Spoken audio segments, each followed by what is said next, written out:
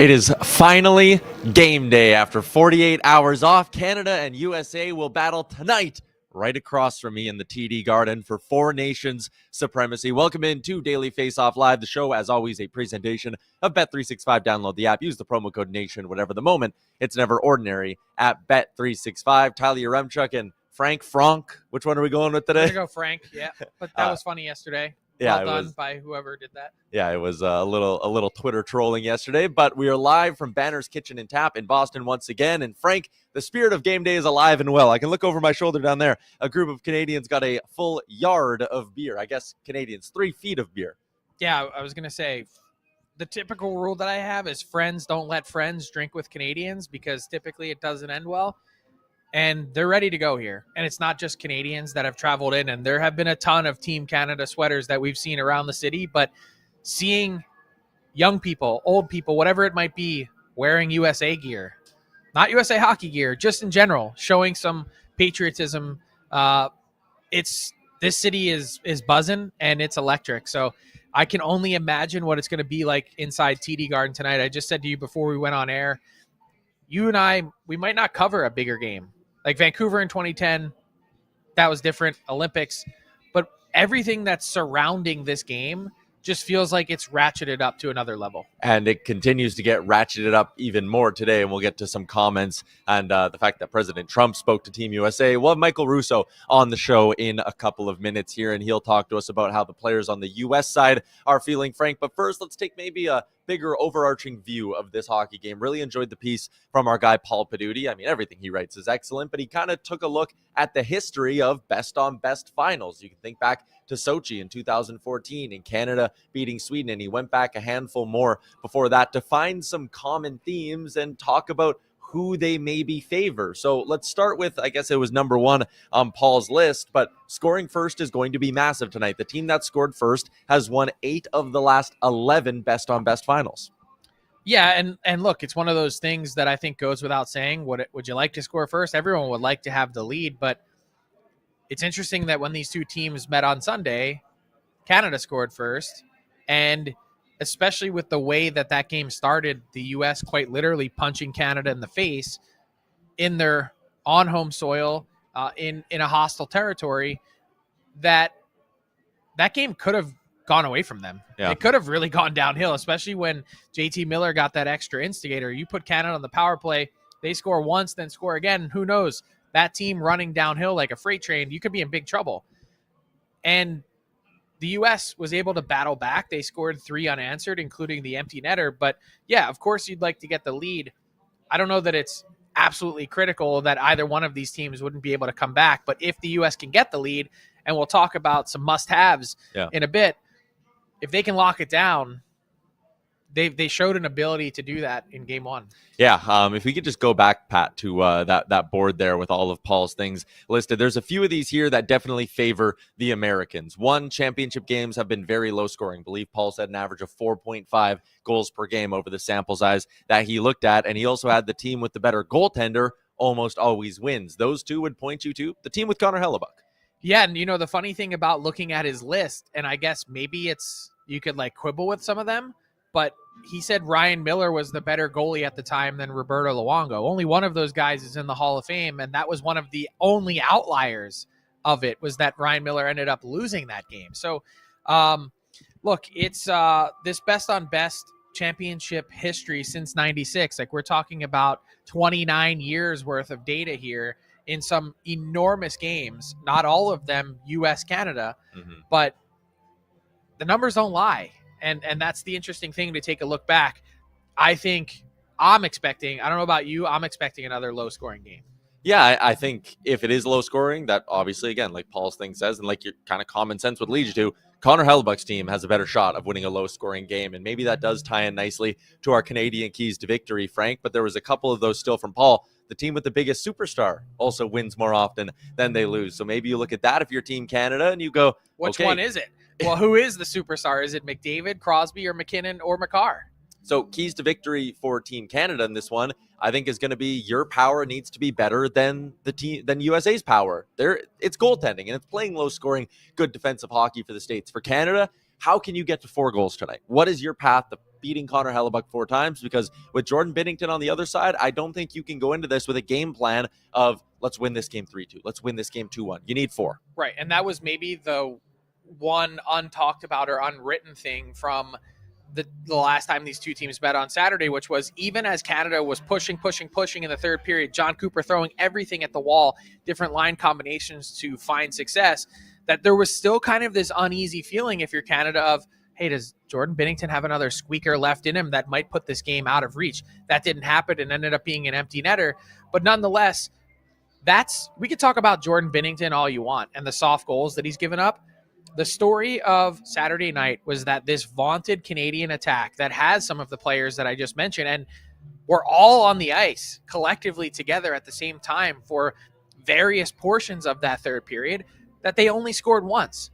And not to take it a step further, but in addition to that, yes, the Stars need to be fantastic, of course.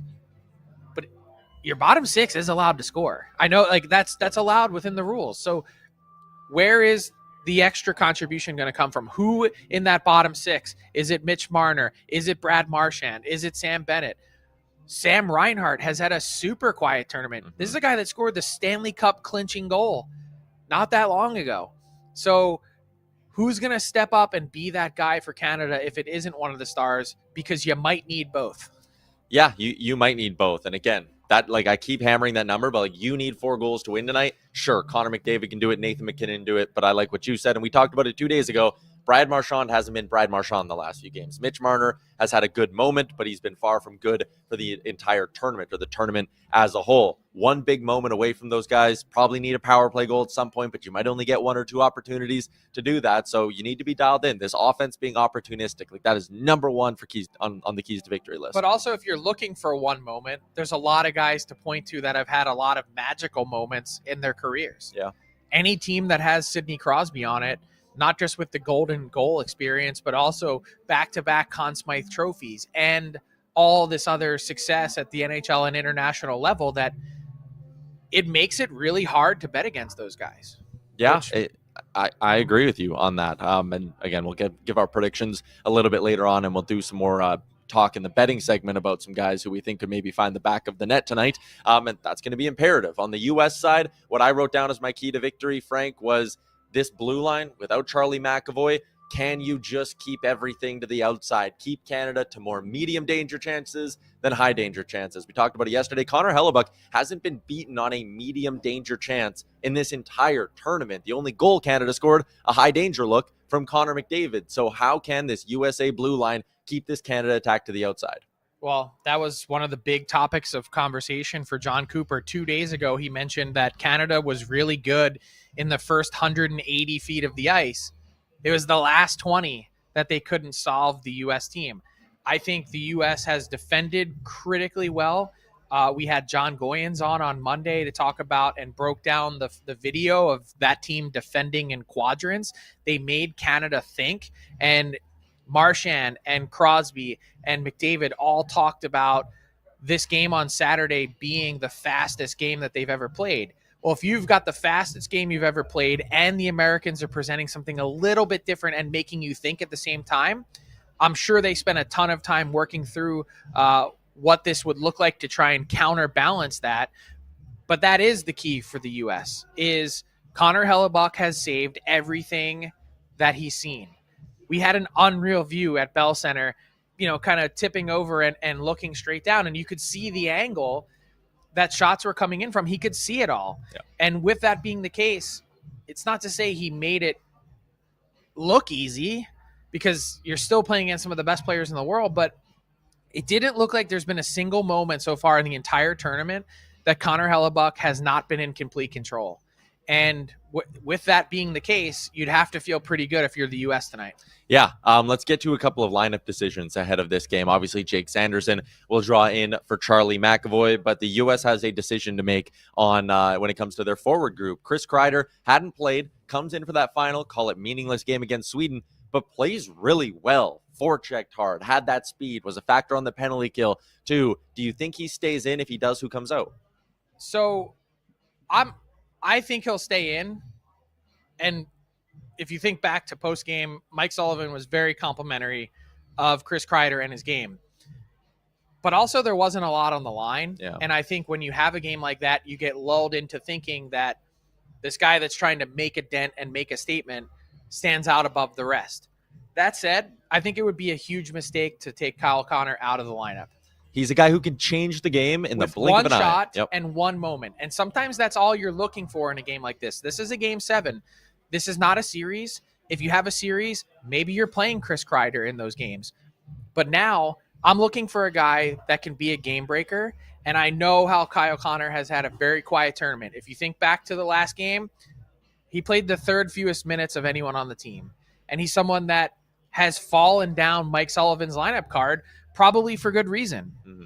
This guy's a sniper, and he's got some, think of Jake Gensel. He's got a lot of Jake Gensel-like tendencies. He hasn't necessarily broken through in the big moment, but I wouldn't be taking him out. I would honestly maybe lean towards taking Brock Nelson out. That's what I would do, or take someone. I mean, there's a couple other guys you could pick from too. Yeah, I would have Nelson out. I'd play both Kreider and Kyle Connor on that 4th line. We'll see what head coach Mike Sullivan ultimately ends up doing. One big thing for the U.S., and it's maybe another factor we didn't really talk about on either side, but it's their health. All 3 forwards, Matthew Tkachuk, and Brady Tkachuk, all had question marks lingering around their health over the last few days. Not anymore. But Mike Sullivan says they are good to go, and that is massive. Yeah, it's huge. I don't know that they're all at 100%, but I'm sure there's some guys on Team Canada that aren't necessarily at 100% either. But the big story is the U.S. did bring in Brett Pesce and Tage Thompson as insurance pieces just in case someone woke up today and couldn't go. Those guys aren't able to join the team on the ice, not official members of the team, nonetheless will be in the building tonight. But a good sign for the U.S. in that they've got everyone ready to go. For Canada, they've been healthy throughout this whole tournament for the most part, aside from Cale Makar missing the one game. Their lineup decision tonight was who's going to be that 12th forward, who's going to sit. Seth Jarvis is in. John Cooper confirms Travis Konechny is coming out. Makes sense also. Love the energy that Seth Jarvis brings. And look, the big game changer is Cale Makar. Yeah. I know that goes without saying, but the fact that he's in and wasn't in on Saturday, to me, that actually does do enough to tip the scales. And you're taking McAvoy out at the same time. When you see Cale Makar control the game on Monday against Finland the way that he did, it's just another reminder of how much they missed a true game changer like him on Saturday night against the U.S. I think that's a massive development for Canada that it's been talked about, but to me, not nearly enough. I'm telling you, material change in the way I think about this game. Yeah, I mean, you talked about that early power play on Saturday night. Hey, if Cale Makar is out there, and not that Josh Morrissey's a slouch, and he had probably the best scoring chance on that power play with his slap shot, his one-timer from the blue line that Connor Hellebuck gloved down. But, maybe if Cale Makar is on that power play goes differently. And I was still a little bit surprised that they took Thomas Harley out of the lineup. I did confirm with the league that they had the optionality to keep him in. Once Harley played, he was on the team officially, and they could have sat Travis Sanheim. They stuck with Sanheim. Harley was thrown into such an impossible position and played so well. I love Canada's D pairs and how they're structured. Taves and Makar is symbiotic. These two guys are thinking with one brain, which is awesome to see. But then the Morrissey-Parayko pairing, I think, has been fantastic. Yep. And if I were the Winnipeg Jets, I'd be watching this tournament saying, big guy, little guy playing together. Is there any chance, hey, Doug Armstrong, is there any chance we can get Colton Parayko from you at the deadline? That would be something if Colton Parayko became available, because I think he showcased himself very, very well here on this massive stage. Frank, we're going to continue some Four Nations conversation in a couple of minutes, but again, it is crazy to think that we are now basically 14 days away from the NHL's trade deadline. Usually, we are in the thick of it, day after day, talking about nothing but rumors. Starting Monday, when we're back to doing DFO Live again, it's going to be all deadline talk, and it's again creeping up on us is my point. One thing we did see come down yesterday was in Chicago, Ben Pope writing that Seth Jones saying he's going to have conversations with the Blackhawks about a trade. Does that change your view on how quickly a Seth Jones move could or should happen? No, it doesn't, because we still need other teams to be interested, and to my knowledge, I don't think Kyle Davidson's phone has been ringing off the hook to try and move him. And we've known for a while, I think, that Seth Jones, it's not that he's not happy, but just wants a chance to win. So he verbalizes and vocalizes it. It's still an incredibly difficult contract to move at $9.5 million. And for a team acquiring him, I think the biggest question that the Blackhawks need to ask themselves is, how much should we retain? What's a fair number, and how can we find a way, if we're going to do this, to get a significant return back in order to justify that retainment? And then from Jones's perspective, he needs to present to them teams that he wants to go to. He has the full no trade. He is in complete control. And since he wants to go to a place that has a chance to win, those are the teams that usually have the biggest cap issues. So this is not an easy deal to pull off. I know everyone wants to say, hey, does this ramp it up or change the complexion of it all?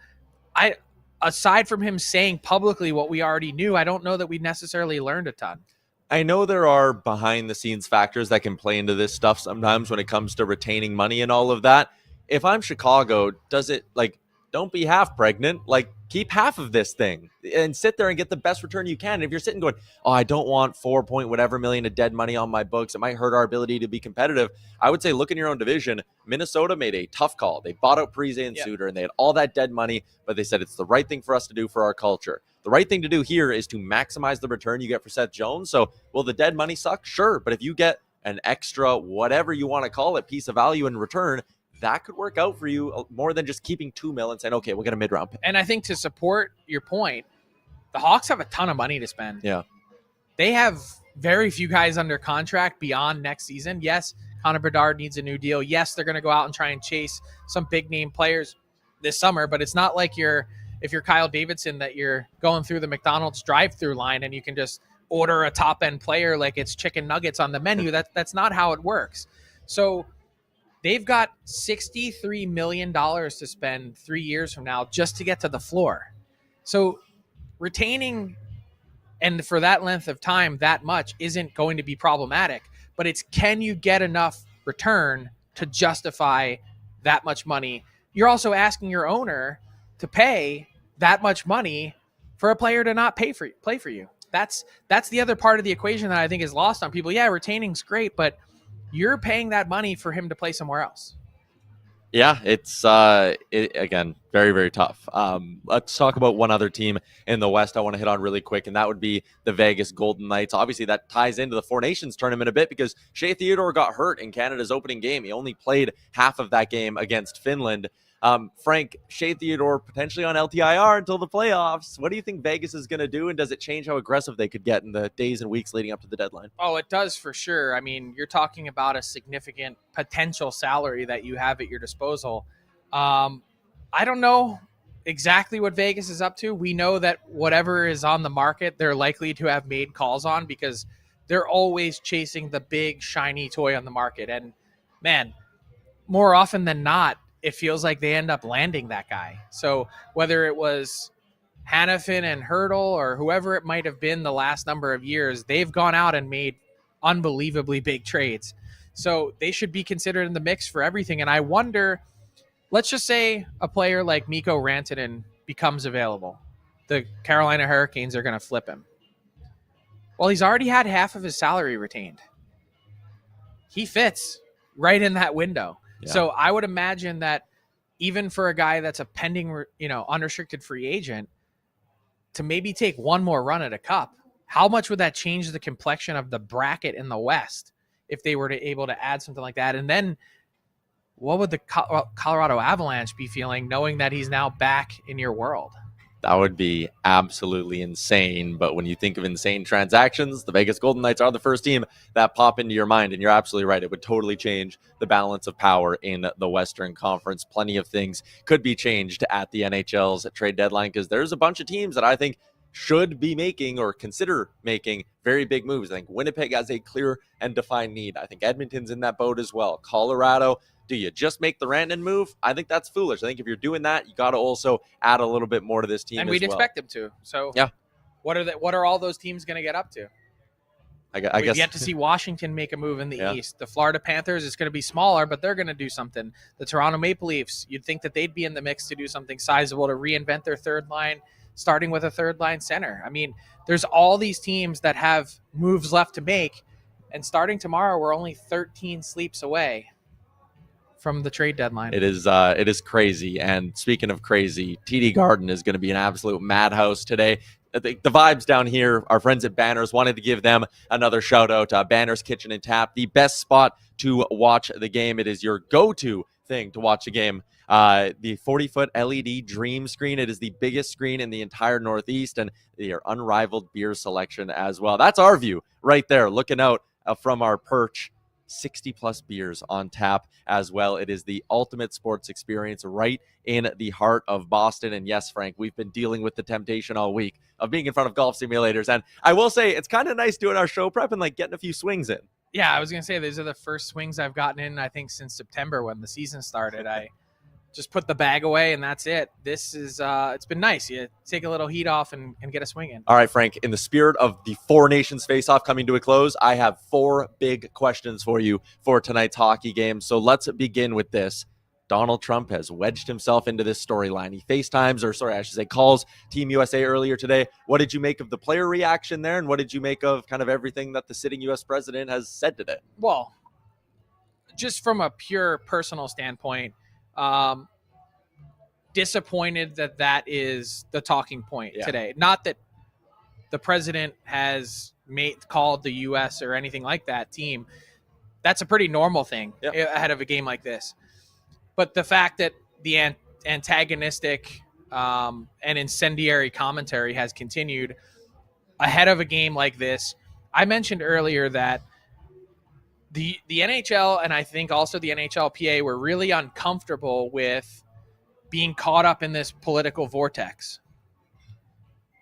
They were squeamish, in fact. It's now heightened this game and the intensity to another level, so they should be thankful. But then you have a game like today, and instead of it just being about hockey, the idea that the president has now gone back to attacking the sovereignty of Canada is totally uncalled for. And so that part is really disappointing. Let's make it just about the hockey. Why is it so hard to send a tweet or place a call that just, let's go USA. Yeah, whatever. But he can't help himself. And so that's added yet another layer to this that has taken this game from what was already at volume 11 to 14. Because any proud Canadian, I've said this and made this point before, if another country's president was talking about annexing my country, I'd be doing a lot more than booing. So then the other part of this is, will American fans in TD Garden tonight boo O Canada? I would wager everything I have on it. I absolutely think they will. I do too. But then the next question after that is, does that mean because the USA players listen to their anthem get booed, does Team Canada need to show a similar aggression off the hop, not necessarily just because of the anthem, but because of how game 1 on Saturday played out? That was question number 2. Will we see a fight in the first 5 minutes, Frank? I think there honestly might be a couple of Canadian players, a Drew Doughty maybe, I don't know who else, but Sam Bennett? Yeah. I mean, let's see who starts first off. Yeah, but I was thinking more, they might have had FOMO from night 1 and been like, damn, I want to get in the mix. I want the crowd to be roaring as I throw fists at someone. So I'll say yes. What do you say? I would bet on it. Yeah. I think we get 1 and then back to hockey. Also, these guys know the forum that they have and the stage. This is likely going to be the largest U.S. television audience to watch a hockey game in a long time. You've got an incredible opportunity to hook people in, bring people into the sport. And I think because of that and because of the tension and the intensity, the heat that surrounded this game, I think you're going to see one. Number 3, the NHL tried a handful of experiments in this thing. 10-minute 3-on-3 overtime, the new point system, even doing something that seems small, but according to the players was not a hit at all, extending the TV timeouts and then shortening the intermission by a minute. Do you like any of them? Do you want to see any of them implemented in regular league play? Did you not like any of them? So I had NHLPA Executive Director Marty Walsh sitting in this chair just a few hours ago, and we talked about some of these little changes. He said, we're going to take this away. We're going to figure out what we learned. He said one of the first things that we're going to get right for the 2028 World Cup is the roster rules. Yep. I think everyone understands that 25 was the appropriate number of players to bring to this so that you're not flying in the day before the tournament additional bodies for insurance purposes, which the U.S. had to do with Brett Pesce and Tage Thompson. That said, I love, underline, put it in Sharpie, the 10-minute 3-on-3. It produces a result more often than not. And I know the NHL would respond and say, hey, 74% of our games this year have been ending in the 5 minutes. Why not make it 94? That's what I would do. Increase it to 8 if you're Yeah. not comfortable with 10. Just give us a little bit more of a window to get this to a space where we can end games and avoid the shootout. As far as the TV timeouts, it's been painful to have them be a little bit longer, and the shorter intermission doesn't necessarily do anything for me. So keep it as it was. It wasn't broken. Games are ending in 2 hours and 20 minutes, 2 hours and 25 minutes. Not an issue. The thing that's going to be awesome about tonight, if it goes to OT, just a reminder, it's Stanley Cup playoff overtime. Ice cut, or a flood, as Jason Gregor called it, followed by 20 minutes at 5-on-5. Yep. So, and we'll just go. We'll go all night if we have to. If we have to. And that would add, can you imagine the viewership spiking? These two teams with this intensity getting to OT. I've used this phrase before, but take tonight, bottle it up, and just hook it right into my veins. Okay, fourth one. It's the biggest one, Frank. Prediction. What do you think happens tonight? So I'm going to stay consistent with my prediction. I truly believe that it is incredibly difficult to shut down this Canadian attack and limit them to just a few goals in 2 games in a row. Yeah. And as good as Connor Hellebuck could play or has played, those guys are lethal. And the U.S. is at a limited roster with Charlie McAvoy out. I just think a lot of those things conspire against the U.S. And having Cale Makar back should help.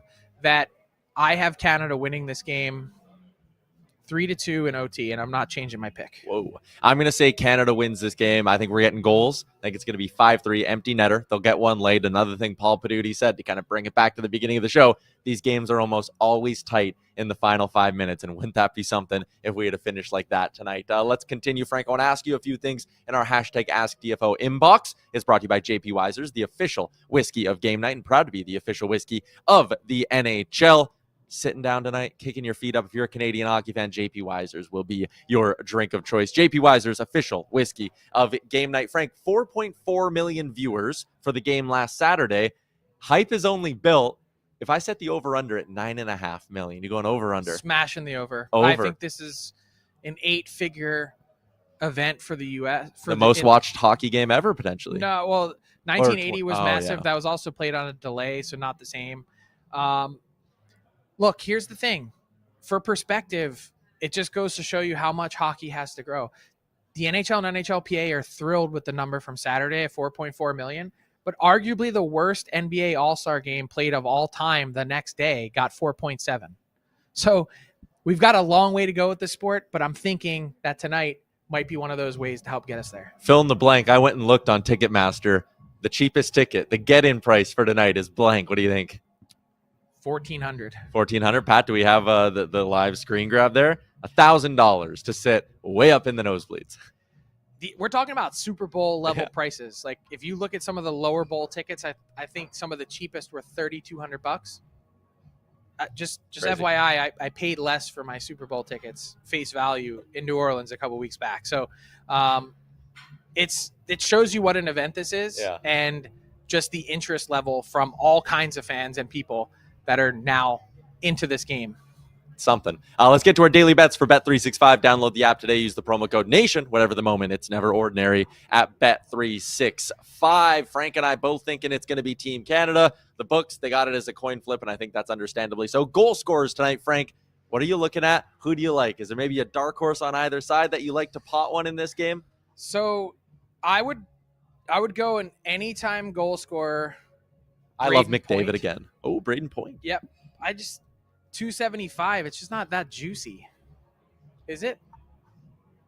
I think it is. And if you play it with a Team Canada goal, which you can do on their same game parlay tool, I don't mind Point playing next to Connor McDavid. I think this is a big stage for McDavid. I think he finds a way to find the back of the net. I would go Sidney Crosby last goal scorer. That was my next question. Who's you're saying OT? Give me your OT winner pick. Yeah, I mean, look at the massive goals that he scored. Like, how do you not? And I think the only concern I would have is not a concern, but the other thing I would look at would be a Connor McDavid first goal scorer. Ooh, plus 1,000 or plus 1,000. Yeah, 10-1. That's solid. Let's wrap up the show, Frank, and we're going to end on a little bit of a somber note here, but the hockey world lost an absolute legend in Mike Lang, and I thought the Pittsburgh Penguins had a beautiful tribute to him.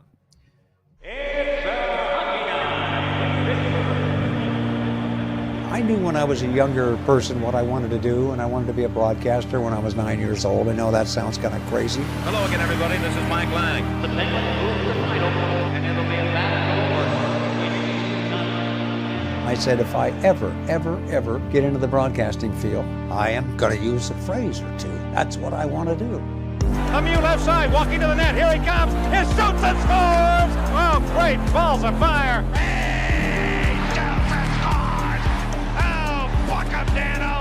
There isn't any question for me to do what I wanted to do. I was in the right place. Oh, wow, big cow kick.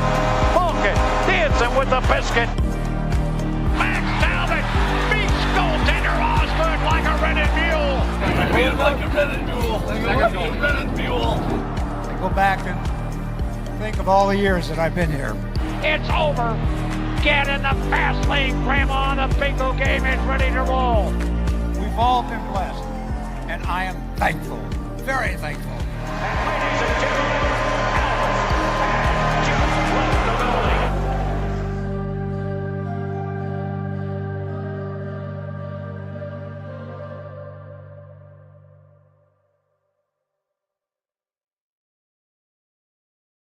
Credit to the Penguins for that tribute, Frank. An absolute icon. Yeah, touching tribute, one of one, just truly a unique broadcaster and man, and very humble at that for what he meant to the Pittsburgh Penguins franchise. And you see the tributes pouring in from Mario Lemieux and Sidney Crosby and others.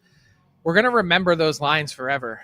Get in the fast lane, Grandma, the bingo game's about to roll, or slap me, silly Sidney, or Lord Stanley, get me the brandy. I mean, it's Elvis has left the building. They're all fantastic. And I would imagine that today, as much as there are tears in people's eyes, that someone from above is smiling like the butcher's dog. I like that one too. Frank, it is going to be absolutely electric inside TD Garden tonight. And just a reminder to everybody, we will be going live with a special post-game edition of the show tonight. So when things settle down on the ice and the trophies handed out, come right back here to the Daily Faceoff YouTube, and we'll have a discussion about what plays out tonight. And I mean, there's true coin flip. I'm telling you, there's no way it's not entertaining, which is the best part. Just buckle up, get ready, because we are basically 7 hours and 50 minutes away from puck drop between Canada and USA. One more shout out to our friends here at Banners and also JP Weisers for allowing us to hit the road and cover this tournament. It's been an absolute blast, Frank. I will see you tonight. Have an extra coffee at 6:00. might need to get a nap in. Yeah, might. Everyone in the YouTube chat, enjoy the hockey game tonight. It is going to be one to remember, and we'll see you on our post-game show. So go hit that subscribe button as well. Thanks for watching.